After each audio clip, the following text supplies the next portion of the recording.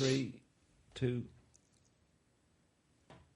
Okay, so welcome to another podcast with Phil and Ron. Welcome to one and all. Just to note that anything expressed here, opinions or otherwise, are our own, and we may, of course, be incorrect on some of our facts. Unlikely, but there you go. I doubt it. Yeah, exactly. And so we're open to correction, if anyone wishes to correct us. So enjoy. So Artemis 2 took off on Wednesday. Yeah. It was weather dependent, apparently, for all that tech and all that engineering. Yeah. You're counting on clouds, whether you can go or not. Yeah, sure.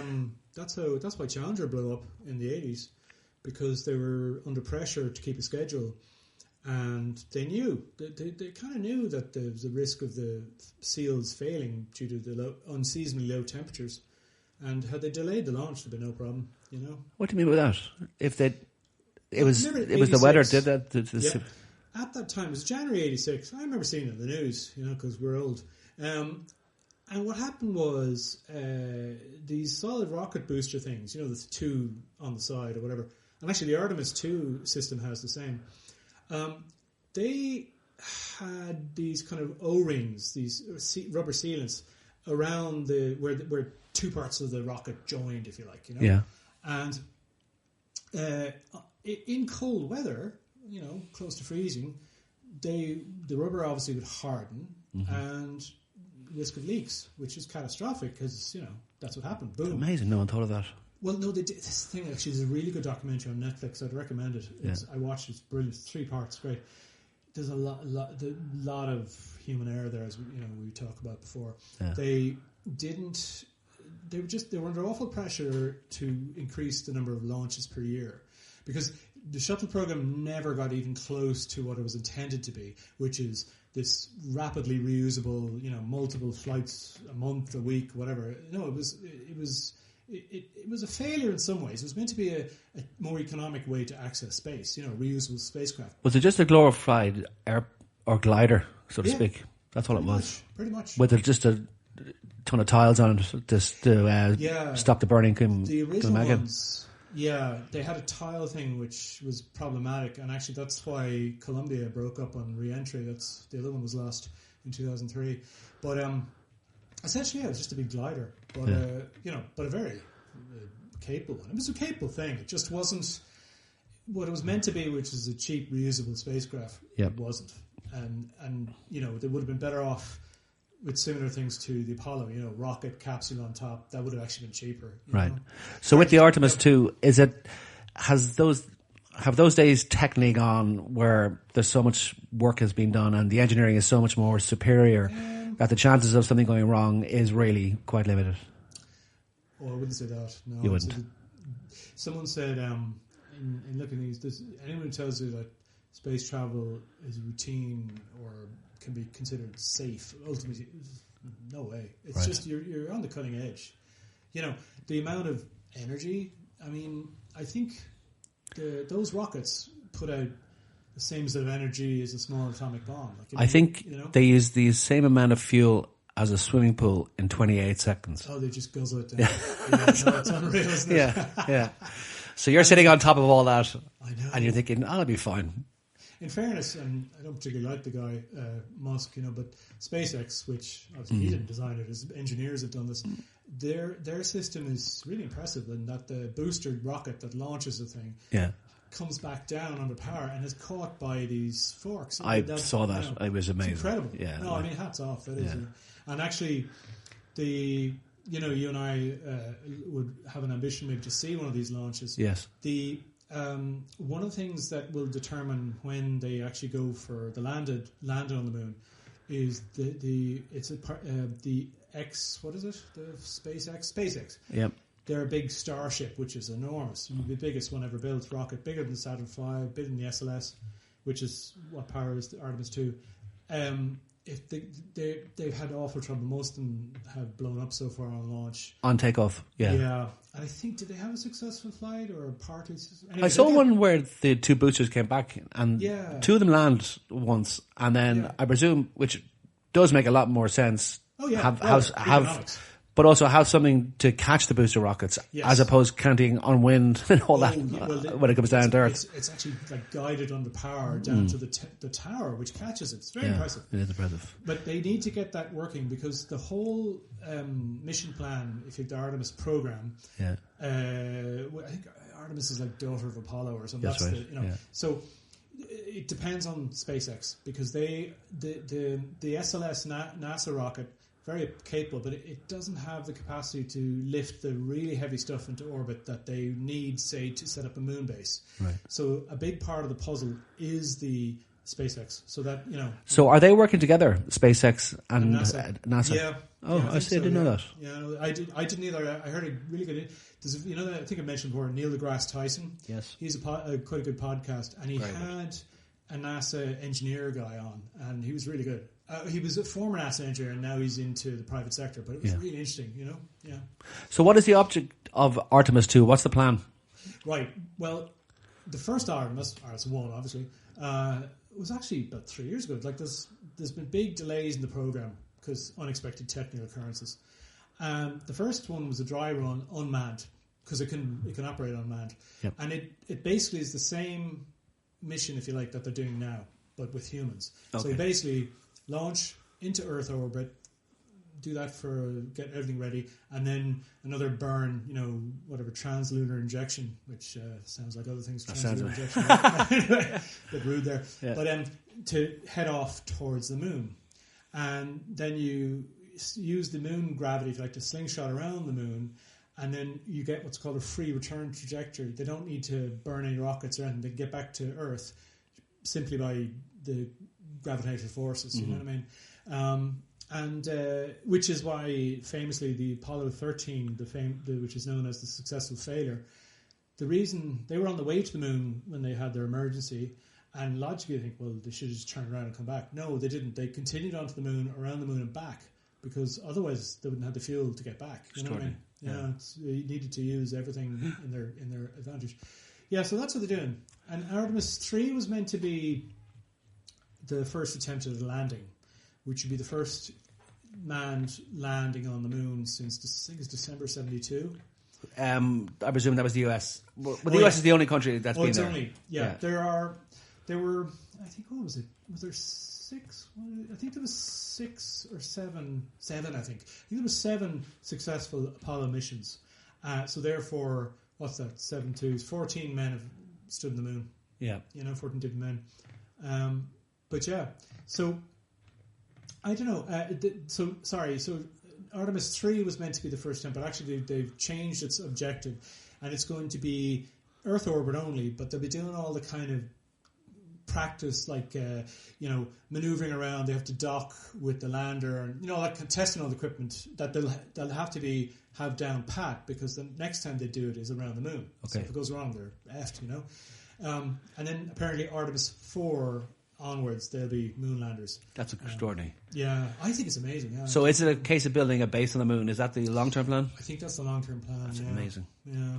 I mean, the reason the NASA stopped going, like, they actually had more, I think they had about another 3 or 4 planned Apollo missions, but Congress pulled the plug. They pulled the plug because they'd done it. They got the moon. Well, wasn't that what Kennedy's plan was before the end of the decade, right? It was to get to the moon. That was the dream, that was the plan he put in. That's right.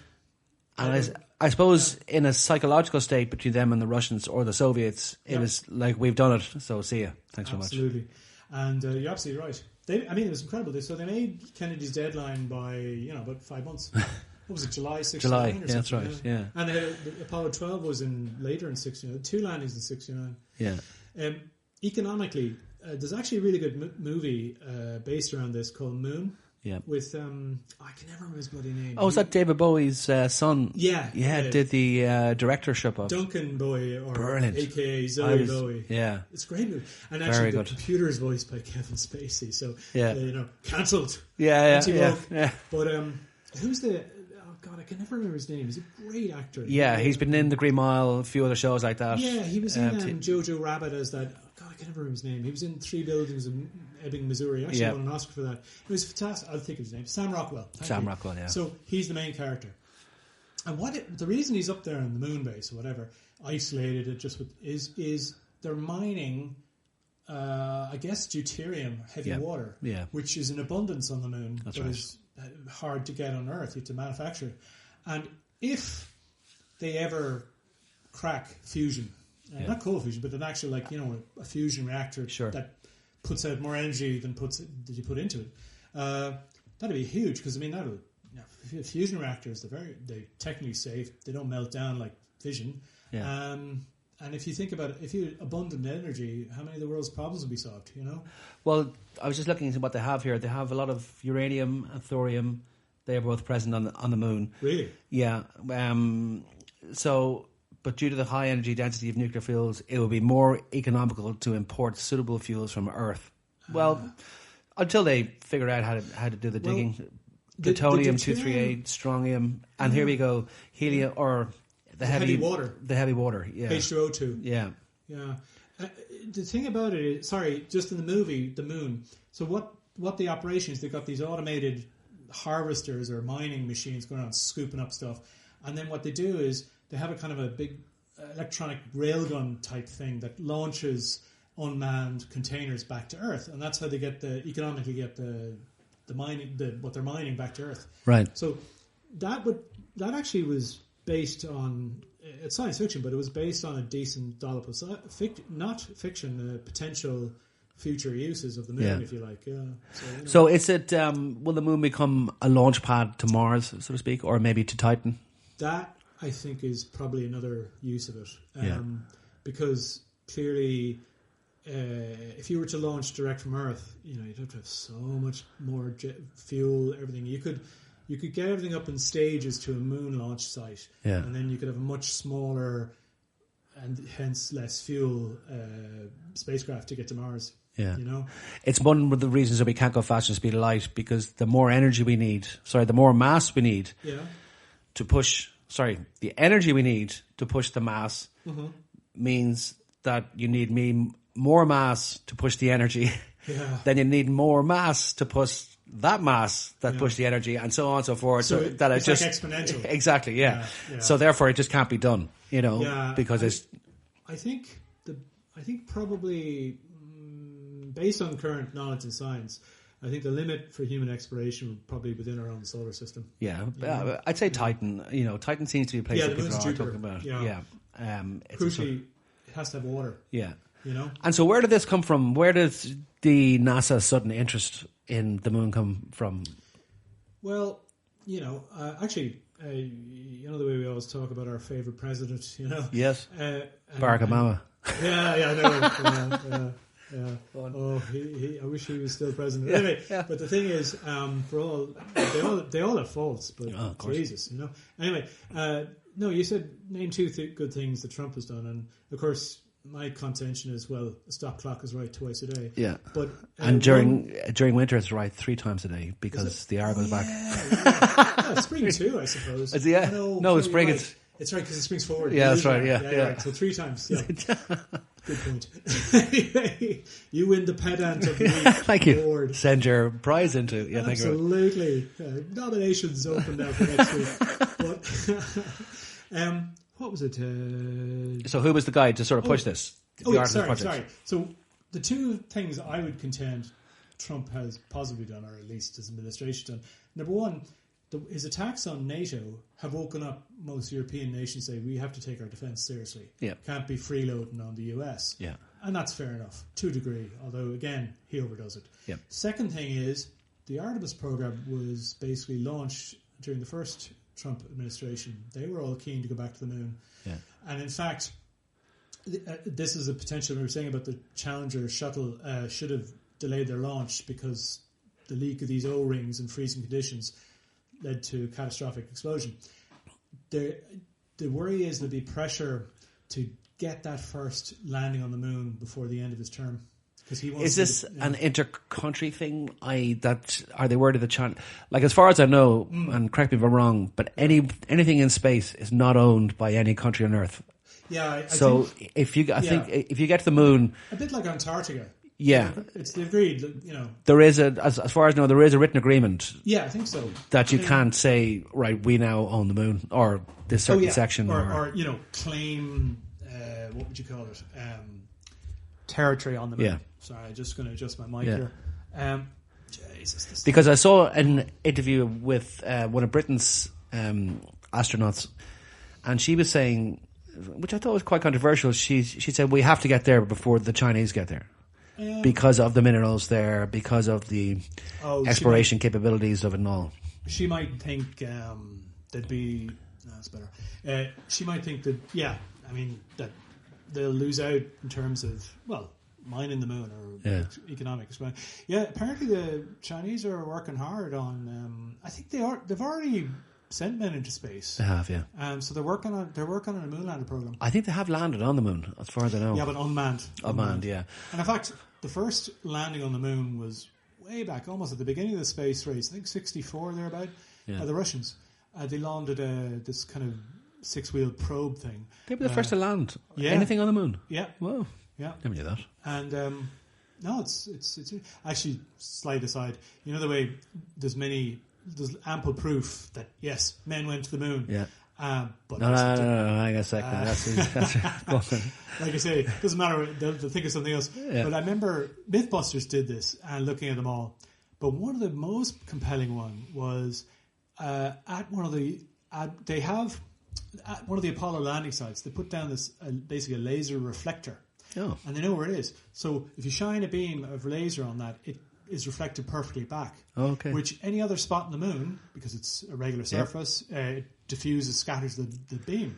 So the only way you could do that is to place something manually on the moon. Yeah. So yeah. Is there not a telescope, I always wondered, that can look at the moon's surface and see the flag there and the rover there and the footprints? Well, it is only 250,000 miles. Yeah, but I'm not the James sure. Webb or maybe the Hubble, they can't do that, no? No, I guess not. I mean, maybe the way cameras and even our own eyes as we get older have a focal length. Something like the Hubble probably couldn't focus on something that's it's too short. You know what I mean? It's meant for looking at galaxies hundreds of light years away. So then, in terms of space travel, what was the reason that man started space travel? Was it a competition as soon as Sputnik went up? It was like, we haven't really thought about this? It goes back earlier than that, actually. Go on. Just to answer your question about, no, they can't see the moon landing sites from the Earth, but the Chinese satellite, they've orbited the moon. Yeah. They've sent back pictures of the Apollo sites. Oh. And interestingly, the flag... But that's not proof, obviously. That's just photographs messed with by the Chinese Secret Service, obviously. No, but it's really working with the Americans. I know. Like, how likely is that? The flag, the Apollo thing. I think it actually blew over the flag from the blast of the takeoff. But the flag itself is there. It's all still there, but of course it's completely bleached.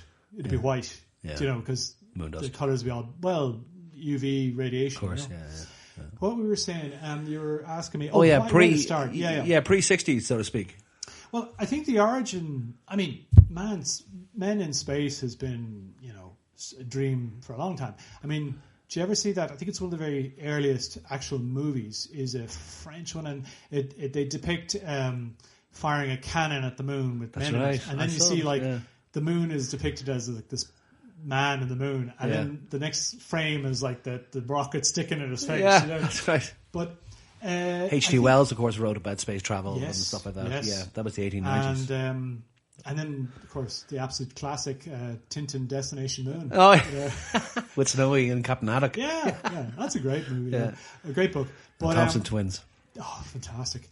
But so I think they got serious about developing the technology, really. Rocketry was huge from about the 30s onwards. And interestingly enough, rocketry was big in Germany. Von Braun. But the reason it was so big was because under the terms of the Treaty of Versailles, they were not allowed to have an air force. They're not so that was, you didn't say anything about developing rockets. So really? That was one of the reasons. Oh my God. And of course, Von Braun, he's a complicated character. He got he got his slate wiped clean by Operation Paperclip. In other words, he was useful to the Americans, so they overlooked. That was in 45, is it? Yeah, basically, Yeah. They overlooked his his rockets being built by slave labor and all that stuff. And he was actually in the SS. You could argue, well, he had to be, but not very. I think he was a dedicated Nazi. I think. I think he was. Yeah. I think he was. But I think no. Do you know what? He was probably an opportunist. Okay. His goal was to build his rockets and get to the moon, get to that's what he wanted. That was his So dream. was the V2 and the V1 his? V2 was. V2 was. Yeah, that was his. So, so that's where he came from. And in fact, in the post-war years, the Yanks did a lot of test shots with captured V2s in like New Mexico, and that's where they kind of got their start. Yeah. The whole thing was getting something into space, right? And that was finally achieved by the Russians in 1957 with Sputnik, which means fellow traveler or something in Ruski. But that was a real wake-up call, because I think the whole panic in America was, this is just a ball beeping at them, but if you can put that up there, then won't be long before you can put a nuclear weapon up there. God, it's amazing human beings think of the worst case scenario all the time. We do. I was watching that movie Oppenheimer, and they just split the atom. Oh yeah. And Oppenheimer said to his fellow scientists, "They've done it," and they said, "Yeah, well, we're working on it also." No, they're going to build a weapon out of this. And I'm just thinking, the Germans. And I was kind of like, as a scientist, you're thinking, we want to break the atom, or want to find out what's going on. Oh yeah. And Oppenheimer's thing was, they're going to build a weapon out of this. It's amazing how he was just so paranoid. He was a bit of a genius. You know? So Sputnik was just all that just was beat back to Earth. It was simply a radio transmitter. And how did the USA see it? Did they actually see it in the sky? Well, telescopes? I think it was only the size of a football or something. It's not very big. Yeah. With these aerials pointing out back. But I think the Russians, obviously announced it. They may have the big what if or unknown with the Russian space program is that, obviously in 1961 Gagarin was the first up in space, or 62, I can't remember. And but was he the first guy to attempt to get to space? Okay. If there's a few guys blown up in the launch pad or floating around up there, unable to re-enter. Yeah, I don't think the Soviet Union would have let that out of the bag. Yeah, exactly. Yeah, but so they announced it. The Soviets were very proud of it. So this is what we've done, and look at you. The communist system is superior to the capitalists. We can do this sort of stuff, and so that's what triggered the USA. Oh yeah, well it woke them up, because it's not that they weren't working on a space program, but I don't think it had the priority that it became. It was like, all right, it's been an afterthought. In fact, the Russian rocket or booster that launched Sputnik and later Gagarin and the first missions was actually developed as an intercontinental ballistic missile. Do you know? Okay. Because the technology is the same. Yeah, of course. Yeah. So. But it really woke them up. There's actually a very good book, for anyone who's interested in this period, called The Right Stuff, from I think the early 80s. They made it into a movie. The movie's not as good as often the case. I've read the book; it's very good. And it starts out right back at sort of the late 40s at the Edwards Air Force Base, where they tested. So Chuck Yeager was the famous guy who flew faster than sound for the first time. Yes. Although even that's debatable. But they think a prototype F-86 Sabre broke the speed barrier in a dive a week before or something like that. But they said, no. What was the plane called that he was in? He was in a Bell X1. Bell X1, that's right. Which is hilarious. They're the name of a band now. That's right, I know. Yeah. But named Glamorous Glennis, which... His wife was Glennis, and all of his World War II Mustangs were called Glamorous Glennis. That's what he named his planes. Oh, wow. So just looking... sorry. NASA was formed in 58. But it was formed from NACA. That's right. Which predated it. I think it was even pre-war. And they just essentially expanded and changed the name to incorporate both air and space. Oh, I see. National Air... And Space Administration. Yep. I didn't realize that. To this day, if you look at what NASA does, space exploration is the highest profile stuff, but they also do a lot of sort of testing. Okay. I give you an example. Most aircraft, military aircraft anyway, and civilian actually, are fly-by-wire. There's no physical connection between the controls and the wings or whatever. Old planes had linkages and rods and everything. That was all developed by NASA, I think, in the 60s and 70s. They with experimental planes, and so they're although lots of Air Force people fly with it. Yeah. Is it a defense organization, NASA, so to speak? It's actually civilian. Okay. Yeah. Okay. So it just takes those pilots because they've been through the mill and they've done done everything. In fact, if you look at most pilots in the States, and including those in flying civil airliners, a lot of them learned to fly and got their licenses by joining the military. Fantastic. Yeah. Because they need to do it otherwise. Yeah. It's hugely expensive. So a lot of them sign up to the military, do their 5-10 years, and then they go off and join an airline. Okay.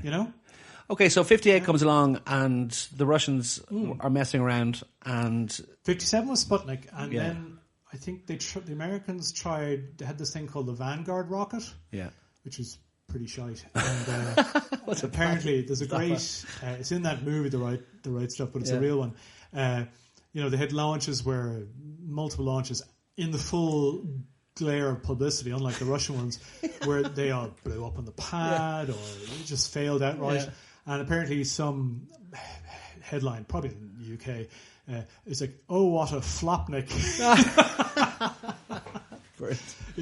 But they got there actually. So the rocket they were using, the Vanguard, was developed solely by Americans under the Navy, and then eventually, and they shot themselves in the foot by not using von Braun's team, which was developing called the Redstone rocket, I think. Why not? Did they not want to be associated with him? This is because they prefer if it was an American, totally American. Do you know what I mean? Right. But in the end, they said, "Well, look, what the hell? He fly off the bench." He was very much involved right up to the end of the 60s. Yeah. And I think his background came more into the public realm in the late 60s, early 70s, and at that point, NASA had to sort of push him back. So when that satellite went up, Sputnik, was the concept of telecommunications or anything like that in anyone's head, or was it just nuclear, or just the bomb, so to speak? Or did anyone get the concept of the head of we could build a satellite? They must have. They must have. I mean, if you think about it, they would have looked at, well, if we can get something up to orbit the Earth, go around the Earth, not falling back down and all that, what could that be? Oh, yeah, you could. Well, the first thing is probably you could have a yoke that drops nuclear weapons. Yeah.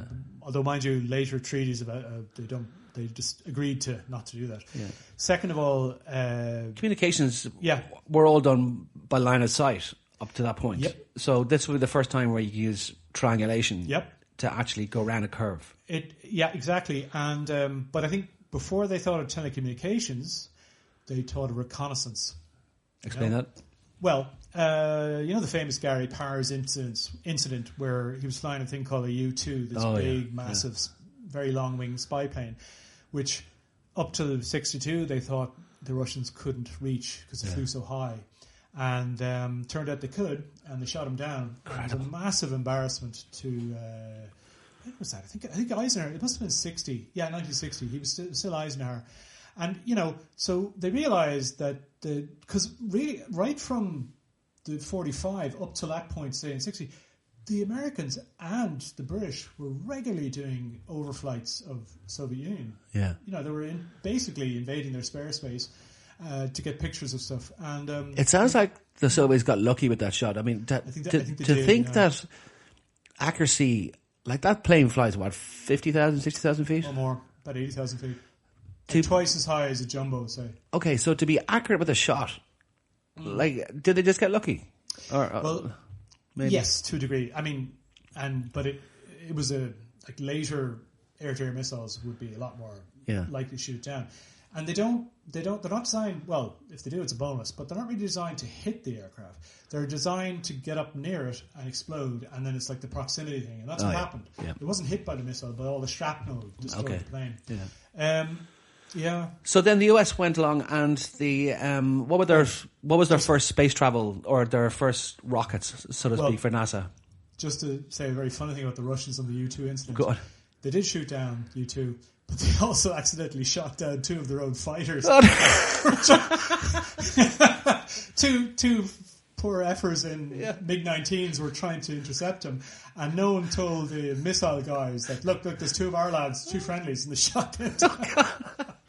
Let's not mention them. You know, they're let's keep that quiet. They're buried in somewhere in the back of Siberia. Oh, yeah, exactly. Yeah. Gulag for you. Yeah. So then, what was the first then to try and get? What was NASA's first sort of projects to try and get it to get going? As I mentioned, this thing, the Vanguard rocket, which I don't think they only had a successful launch at all, and then they moved on to the Redstone, I think, which was von Braun's baby. Okay. And they managed to start launching satellites. In '58, they got something up there. You know. So this was the Mercury program, was it? No, not quite. It was the Mercury program was then the name given to the first manned space flight program. Gotcha. And famously had the Mercury 7, which included people like John Glenn, Scott Carpenter. What's the good John Glenn? Is there no Glenn? Alan Shepard. Sorry, who was the first American in space. But so obviously by the time they had to feel confident that the rockets were going to work before they put a human being on top. Would be bad publicity otherwise.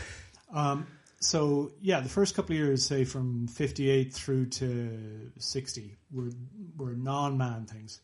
Do you know the second Russian successful launch to space after Sputnik, they fired a dog up there, Laika. It didn't come back though, as far as I know. No. I read a good book actually about this. Did it get burnt up, or is it still floating around up there as a carcass? Or is it a skeleton? I don't know. Probably burnt up by now. Okay. But basically, the poor little thing. She was a stray picked up off the streets of Moscow. Literally. And, stuffed in this thing up she went. Well, it's better than the dog's home, isn't it? At least you got a good view. she's kind of immortalised, isn't she? She is, yeah. But bloody Russians. Peter wouldn't be happy with that. Heartless. Yeah. Oh, yeah. But, so basically, would you believe, they had a successful test flight of the Mercury system, right? Before Gagarin went up, but they decided to put a monkey in it called Ham, chimpanzee. Yeah. And it went perfectly. Had they put a man in there, they would have been the first to space. Oh, okay. So it was really tight race. The Russians obviously, see, they had the advantage of they were doing it. There's a culture of secrecy, so they could take risks, and if it didn't work, they covered up. Yeah. Couldn't do that in the States because the full glare publicity. Of course, yeah. So then after that, the Mercury 7s were about getting men up there, or women. It was basically humans. Getting to space, and the first two missions were just up and down, technically into space, but they didn't go into orbit and straight back down. So they're very short. It was John Glenn's flight, which was the third rocket launch. He got into orbit. Yeah. And what's the difference between orbital and suborbital? Well, suborbital is you don't have enough energy and enough height to get into orbit. Okay. So, in other words, orbit means that the Earth's gravity grabs you and spins you around the Earth. You've enough to sling around the Earth, but not to be dragged back down into the atmosphere. Not falling back down. Yeah, so you can stay up there. You know, whereas suborbital is you've technically crossed this thing called the Kármán line, which is the point at which technically you're in space. Yeah. Outside the atmosphere, and so the Earth is not going to pull you back down again. Exactly. Okay. In fact, technically, some U.S. Air Force test pilots were astronauts in the sense that there's a very cool looking, it looks like some of Flash Gordon test rocket plane called the X-15 that flew so fast and high that it actually went higher than the Kármán line. You know? Wow. Yeah. So they're technically the first American astronauts. So they had to blast themselves back underneath the Kármán line to get back down to Earth. Yes. One of them, Neil Armstrong, before he joined NASA, flew them. So they went Mach 5 or something crazy. They were the fastest planes ever. But he had difficulty at one stage because he was so high, and then getting the nose down to descend. Yeah. It was because he was essentially in space. You know. Yeah. So then, moving on, then the Saturn rockets. Is that just called the Saturn V rocket? Is that what, or was it 1, 2, 3, 4? Well, just to keep it chronological. So, by the way, one quick thing you mentioned: telecommunications. Yeah. Very early on, I think possibly 1960, they sent up Telstar, the first communications satellite, and it enabled for the first time ever live television programs to be transmitted from the UK and the States and vice versa. Extraordinary. It's a bit of a miracle. But it only could do it a few times a day because they still hadn't figured out so-called geosynchronous orbit. Yeah, but yeah, so you had the Mercury program. That was basically to learn how to get men up into space, the basics, the very first step. Then they went on with the Gemini program, which further was developing their techniques, ultimately with the goal to get to the moon. And so that was Gemini, as you can imagine, 2 astronauts, twins. Yep. And it was a very successful program. They learned to do a lot of stuff, like they did the first... the Russians did this in their own program, but the Americans did their first spacewalk, where they got outside the vehicle. Mm-hmm. Plus, they learned how to dock with another spacecraft in space. Wow. And that was quite a feat, like, because you can imagine... Telemetry, if you get that right. Yeah, it's also like... It's counterintuitive. You know the way... if you looked in a mirror and tried to drive a car looking in a mirror, you'd be like, oh shit, I have to reverse everything. So it's similar with the mechanics in orbit. Right. And then, so that was Gemini. And then the program, Apollo was the program to go to the moon. And initially it wasn't the Saturn V, it was a smaller version called the Saturn 1B. And the first launches used that. But would you believe... It's actually a minor miracle that they got to the moon before 1970, because Apollo 1 was a disaster. First American astronaut deaths. Was that the one that there was so much oxygen in the capsule? Yeah, and something like a spark went off or something? Or? Well, here's it. So essentially this was the first Apollo. Wow. And they were doing a test with the 3 astronauts in there, including... Gus Grissom, who was the second American in space. He was the second Mercury astronaut to go up after Shepard. So it was a test not to take off. It was they were, I guess, months away from a launch. This was what they call the plugs out test, where it's basically a dry run. Okay. So everything but launch.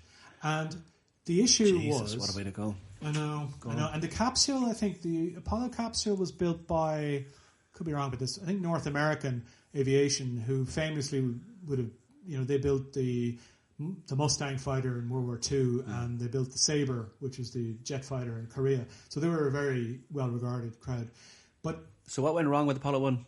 Well, a lot of design flaws, And again, they were under pressure to do it, and equally to do it at a cost, not to...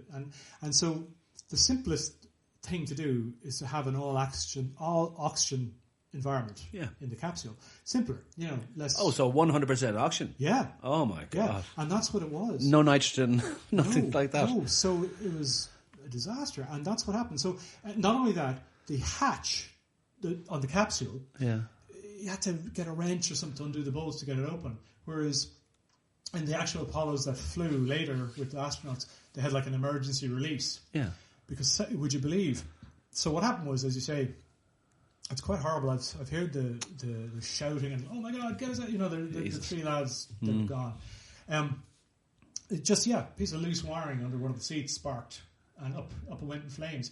And they actually, one of the astronauts was found trying to open the hatch. So if the hatch had been easy to open, maybe at least one of them could have survived. But that was a disaster. So that led to a major board of inquiry, you can imagine, or investigation. And they said, right, let's hold everything. And they looked at where they went wrong, and they managed to get the program back on track so that the first actual Apollo launch was, I think, Apollo 7. Right. I don't know what happened to 2, 3, 4, 5, but anyway, 7. And that was in, I think, early 68 or in 68, and it was successful. And then they went on from that. Famously, there's a great Apollo 8 is quite a famous one as well. That happened in 68, just before Christmas. And apparently it was people in the States were saying this is like something good about 1968, because otherwise it wasn't a good year. But that's the one with where they took the famous photograph called the Blue Marble, which is looking at Earth from a distance, know. And initially, one of the pilots on that was Jim Lovell. Yes. Who then was, portrayed by... getting ahead of here, Tom Hanks. Yeah, that's right. And so in the movie, actually, they failed to land because they couldn't. The moon landing was impossible. They were basically trying to get back alive. And so they went around the back of the Earth, and apparently the other two astronauts were like, wow, look at this, cool, my God, look at this. And in the movie, anyway, they say to Tom Hanks' character, Lovell, hey, look at this. And he's like, I've seen it before. You know what Jesus, I mean? yeah. But, so yeah, they managed to get the Apollo What was the program. famous thing about that photo, the blue, there was, I think every human being, Yeah, that's what we're talking except about. for one, was it? So, except for the lads in the spacecraft who took it. Every So the human three being. Lads, every single human being alive Is in that photo. Ever been, Yeah. because matter's still there. Is in that photo. Is in that photo. It's quite cool. Isn't Except for the three lads. it? Yeah, and I suppose the guys on the other side of the world. Yeah, I suppose, yeah. But technically, Yeah. technically, spaceship Earth. But yeah, so basically, So that was number 7, Apollo 7. I think it was like that was 8. That was the sorry. second one, and Yeah. then 9 was similar to what the Artemis 3 is going to be. It was Earth orbit to test all the redocking and all that stuff to be able to land on the moon. And these are all manned, by the way. They were all manned at Okay. this point, yeah.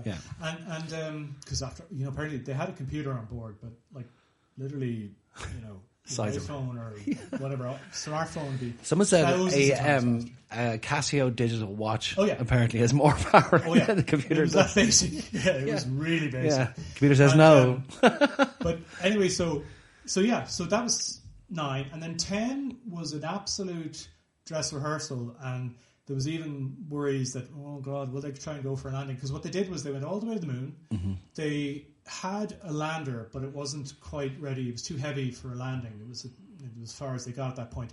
Where they tested, they got into 2 guys got on the lander, 1 guy up in the command module, and they went down to within a couple hundred feet of the surface of the moon, and then back up and went home.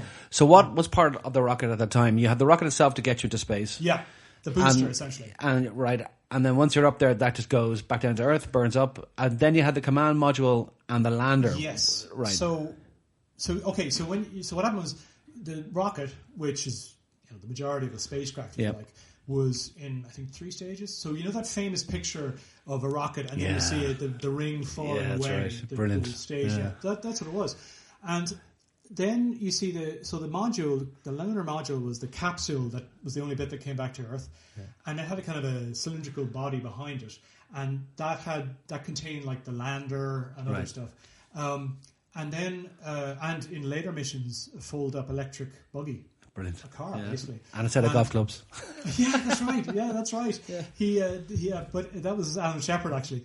But what happened was that, if you look at pictures of that, it has a single large rocket motor on its rear end. And that was the rocket motor that was fired from Earth orbit to put them into a translunar orbit to get them to the moon. And then, see, they used then the so-called free return thing which required a lot less power to get back to Earth. Yeah. And I suppose it wasn't even done. There was the rocket on the lander. And here's food for thought. There was a big sort of holding breaths when Armstrong and what's his name, Buzz Aldrin, were about to head back. Will the rocket motor start? Oh my God! You can imagine. You imagine turning the key on. No. Press the button and it's like. Yeah. But so yeah, that was, and then 11, of course, was the landing, and it nearly went wrong. I believe that Armstrong overshot the site. Yeah. But actually, sorry, the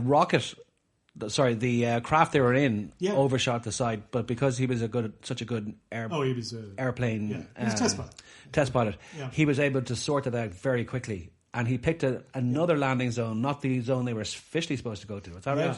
I'll tell you exactly what happened. So as they're coming down, descending from lunar orbit towards the surface of the moon, obviously, first of all, mentioned this computer, that they had a computer, but it was hopeless, very, very. So apparently that kind of crapped the bed, and basically they did the landing without the computer.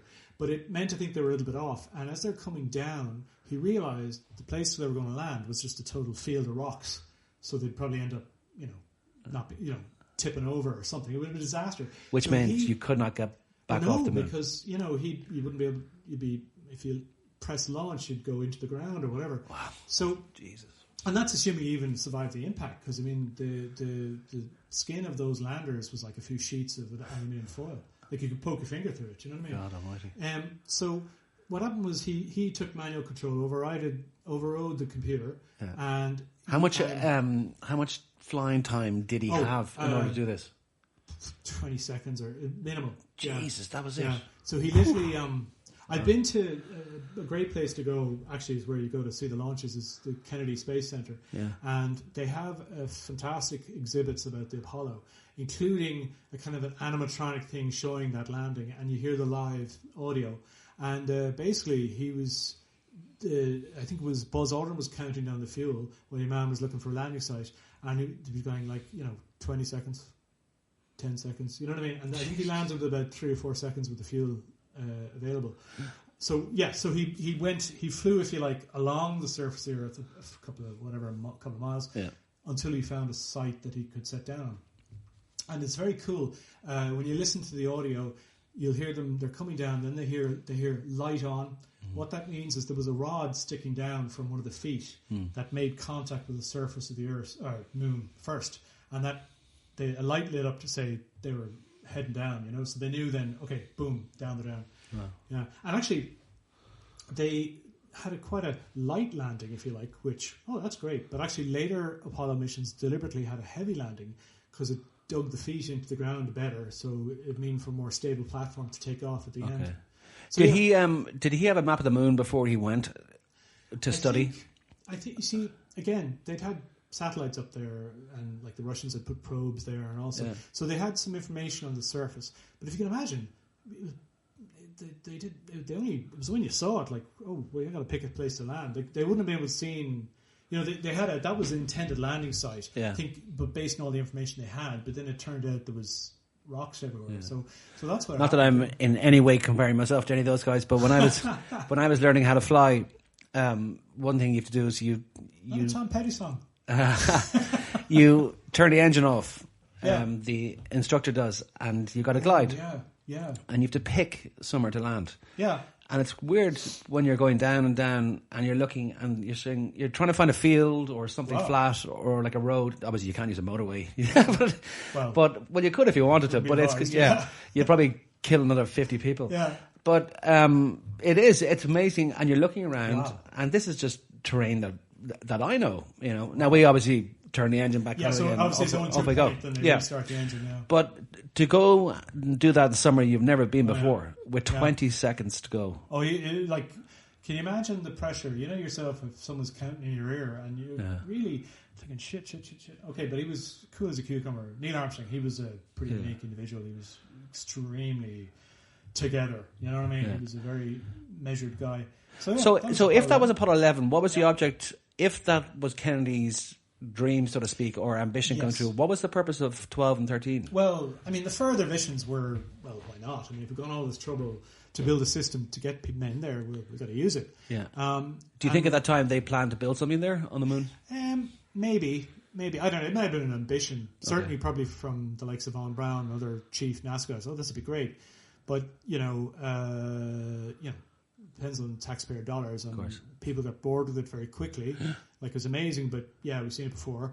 And Congress ultimately cut the program short. But there was, I think, 7 successful landings and 1 failure, which was 11. Then 12 was later in '69, and actually the commander of that was Alan Shepard, who's America's first on the moon, in space, and he ended up being 3rd on the moon. Wow! But they did a second launch that year in '69. Yeah.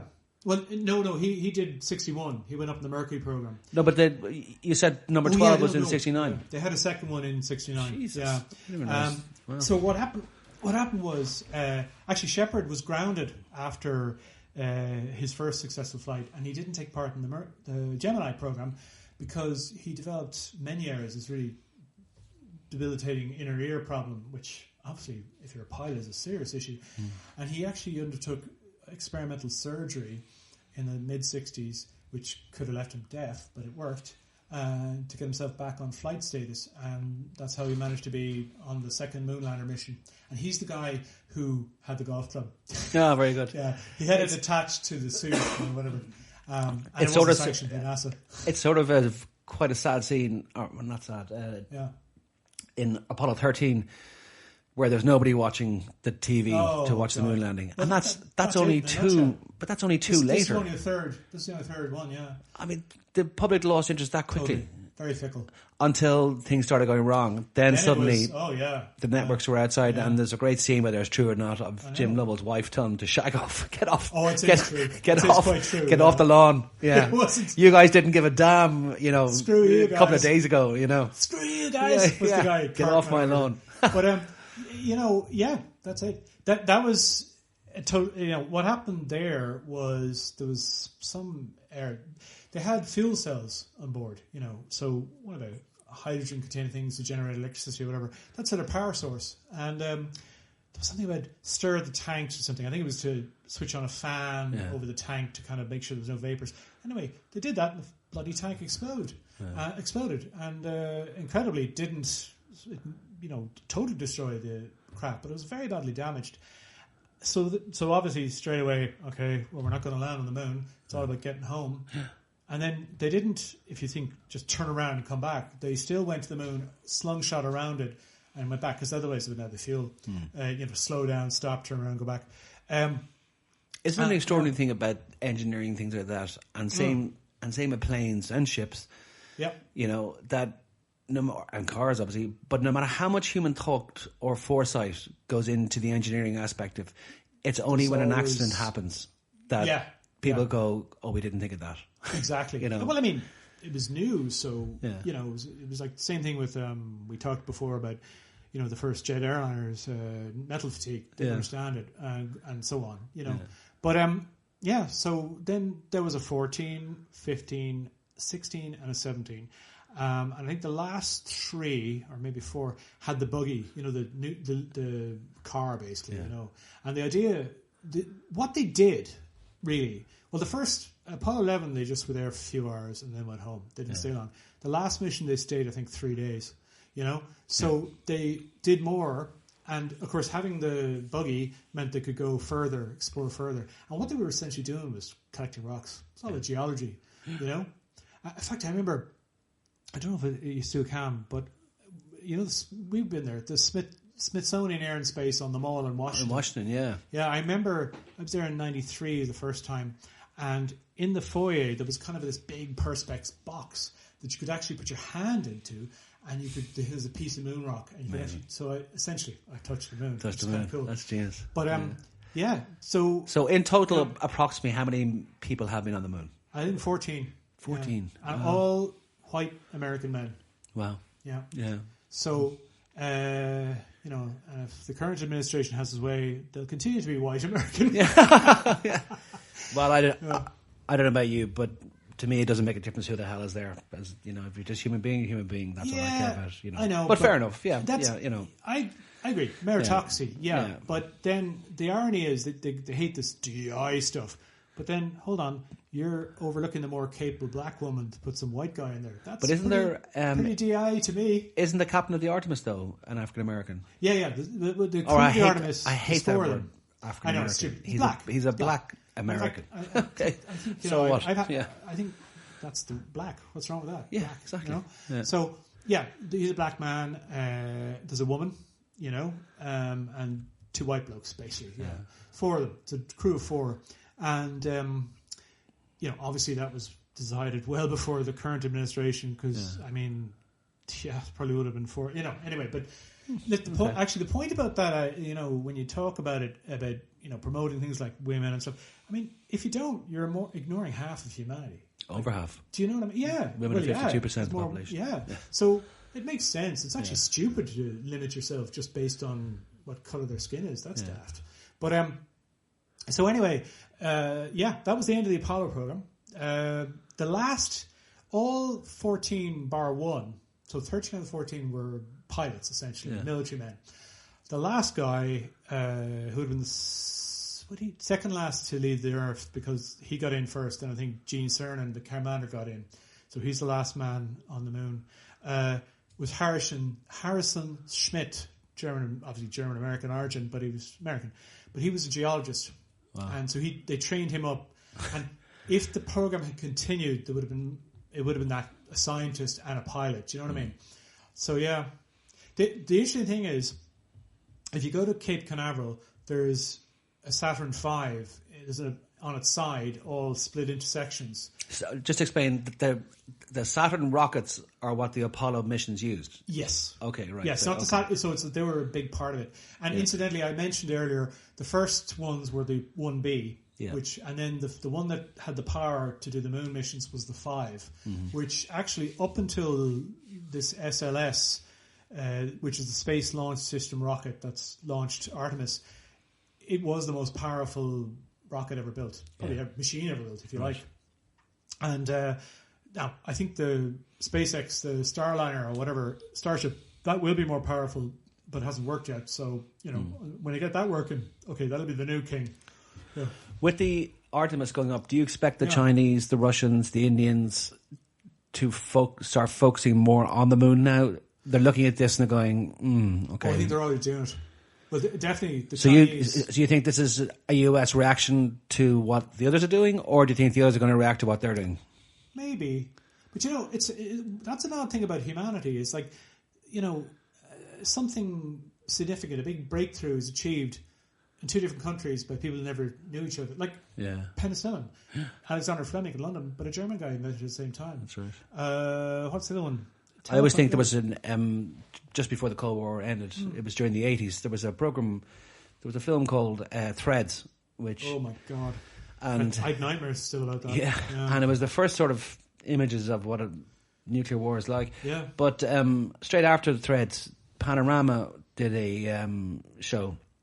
I was looking at the state of civil defense. And, And then after that, there was two panels. One were Soviet scientists, and one were American and British and French scientists. Yeah, like Allied, whatever. Yeah. And there was no animosity between them both. They were talking about this is what happens if nuclear war happens. This is what we should do. We shouldn't do. There was no like, oh, screw you, commie, or screw you, capitalist pig, or whatever. And I remember watching it, and it was quite an extraordinary thing to watch these 20 people, 10 from each side or whatever it was, who just, there was no politics involved. It was like, this is what's going to happen. Isn't it interesting? And when you have the Chinese scientists and the Indian scientists, like the Indians are producing, something like 500,000 engineers a year or something like that. Yeah. You have the US scientists, the British scientists, and they're all working separately, But, there's loads of examples of that. I mean, in other words, those two sets of scientists, even though they're technically on the other side, they're more in common with each other than they would with their politicians or other people, because they're scientists. It's like, equally, same thing. After Do you think World War then, II, for example, like Elon Musk is IPOing SpaceX in the next few months? IPO is initial public offering, so they're basically putting SpaceX shares on the exchanges. It's not already a public company. No, it's not. Tesla is, and it probably is going to be the largest IPO in the history of man, because it's looking at about $1 trillion. I mean, it's just huge. Yeah. Really? Do you think companies are better off or space programs are better off out of political hands in private hands? No, I think it's like everything, a mix. I've had this discussion about healthcare. Yeah. I remember a friend of ours was saying, why can't they have completely public and completely private hospitals? It's because you do need public for the uneconomical stuff. It's the same with research. Sure. You need a publicly funded thing to research something, because to take the risk. They want return within a year or two. Yeah. So you need time. Same with healthcare, by the way. I mean, private healthcare is not interested in looking long-term geriatric care, for example. Of course. There's no money in that. They want people in, out. So you need a mix. And I think a mix is good. But anyway, just to finish my long-winded explanation. So they were a bit of a hiatus then of American space launches. They used up one remaining Saturn. One of them was used for the Skylab and Apollo Soyuz. So there was 2 missions. Skylab was the first space station. Didn't last very long. Skylab. Yeah, absolutely. Came down, I don't know, took out a farmhouse or something. I don't know. But the whole thing was, then they switched completely the shuttle. Yeah. And we're gonna develop this reusable spacecraft, and it'll be like as simple as taking a flight from, I don't know, JFK to LA to go to space. And that was the shuttle thing in a nutshell. Which, of course, then they achieved the first flight in 81. April 81, I think. Was that Challenger, was it? Remember, that was Columbia. Yeah. So, but the problem was, like a lot of these things are so complicated that they estimated that once they get over the first few launches, they'd be able to launch these things nearly every month. And the routine. Never achieved more than a couple a year. You know, Really? I think in total the whole program. So 81 to 2011 was it? I think. They maybe had I have to look this up, but less than 120 flights, I think. Yeah. You know, 2 of them, of course, which were failures. You know, catastrophic. No, there's 6 orbiters, shuttles essentially. The orbiter. First is the Enterprise, which never went into space. It was an atmospheric test vehicle only. So that was test of gliding. And that is now on the USS Intrepid Museum on the Hudson River in New York. Then... what's the one we saw in Washington? That is the Discovery. Discovery. And it's the most authentic one in terms of literally it sits there in the Smithsonian, that place, in the basically the same conditions as it landed. They didn't touch it. You know what I mean? So I think you remember looking at it, you could see the tiles in the bottom, and they're like they look like looking into a grate after fire. You know, they're kind of dust and scorching and everything. God, I wouldn't. Cool. I remember looking at it going, God, you wouldn't get me into that. I know. They sort of looked a bit burnt out to me, you know. Absolutely, and again, going back to what we've been as a common thread is because they need to keep people interested in the program. They need to always, make some gimmick. And the big gimmick was, let's put a teacher up into space. And that was Krista McAuliffe. Oh, of course, yeah. So she went up on Challenger in 86 and died, unfortunately. Which brought home that, look guys, this ain't routine. This is basically an experimental test flight, every single one. Yeah. You are taking your life in your hands. Yeah. The other one, as I say, Columbia was the first to fly in space. Yeah. And unfortunately in 2003... what happened was on launch, something like a chunk of ice or something fell and damaged the tiles on one of the wing roots. I remember seeing it. Yeah, and on re-entry, the heat got in there, and it's basically a blowtorch. It basically melted the wing, and that was it. They're gone. God. Yeah. So there's, as I said, there's of the. Let me see. What is it? Of the 6 orbiters, one's never went to space in New York. 2 crashed. We saw is Discovery in Washington. Yeah, and then another one I've seen Enterprise? is in the Kennedy Space Center. Enterprise in New York. That's the one in the Kennedy Space Center is Endeavour. I think. Endeavour, yeah. And then there's one in Los Angeles, what the name is it? Intrepid or something. Yeah. Anyway, but yeah, they're that's it. Yeah. Amazing. Right, just to finish up, if you had a chance, would you go to the moon? If Elon Musk was to phone you up, even though you're not a huge fan of his, and say, listen, I've got a spare seat here. Oh, that'd be beside the point. Would you go? I don't know. I mean, maybe. No, maybe not, because I'm in my mid-50s now. You wait for the Ryanair flights to develop. I mean, no bags. Well, I mean, I don't want to fly cattle class anywhere in the distance. So, I mean... You want business class? Yeah. No, some like decent in-flight movies. Crap in your seat, sleep in your seat... live in your suit for 2 weeks. No, thanks. Urinate at the front, sweating. Yeah. I don't know. No. Yeah, but I suppose just to quickly finish up, that shuttle program ended in 2011, and then they put all their efforts into this new system, the Artemis, which has had 2 successful flights, and that brings us up to date. Brilliant. Yeah. Great history, man. That's fantastic. Oh well, you really know you really have your space knowledge. I'm into it. I've read multiple books, and there's actually a very good HBO miniseries on it, From the Earth to the Moon, from the late 90s. Very good. And of course, there's another thing on Apple TV called For All Mankind, which is an alternate history. They're just started season 5, and in season 1, the big hook, the big point of difference in our universes is the Soviets get to the moon first. And as a result, the space race keeps going. Do you know what I mean? It's very good. And the wall stays up. Yeah, well, yeah, sort of. Certainly, they're up to like 2012 or something, and the Soviet Union still exists. Yeah, the capitalist big. Yes. Okay, we're going to finish up there. Well, yeah, absolutely. Brilliant. And let's hope everything goes well with the Artemis 2. When do they come back down to Earth? Well, when did they launch? 2 days ago? On Wednesday. Day and a half? Yeah, Wednesday or Friday. Apparently a 10-day mission. Jesus, that long? Yeah. Okay. Oh, yeah. Like, I mean, the transit, if you like, the time from leaving Earth orbit to getting to the moon orbit or lunar orbit is a couple of days. And is it visible to the naked eye in space like the space station is? No, it wouldn't be. Because if you think it's a fraction of the size. I mean, but even coming back in, no, because I mean, sure, the size, capsule but, is like probably the size of a big American SUV. Okay, you know, in terms of mass and size. So no, but from a looking at it with your own eyes point of view, the launch. I mean, you're absolutely right. We've got to do something like that, and hopefully there'll be loads of opportunities over the next couple of years. You know what I mean? Touch wood. It means going to Florida though, which is a pretty awful place. I love it. Okay, okay, brilliant, Ron. All right, listen, take care, everyone. good one. Hope everyone enjoyed it. Adios. Bye. Take care. Bye. Bye. Bye.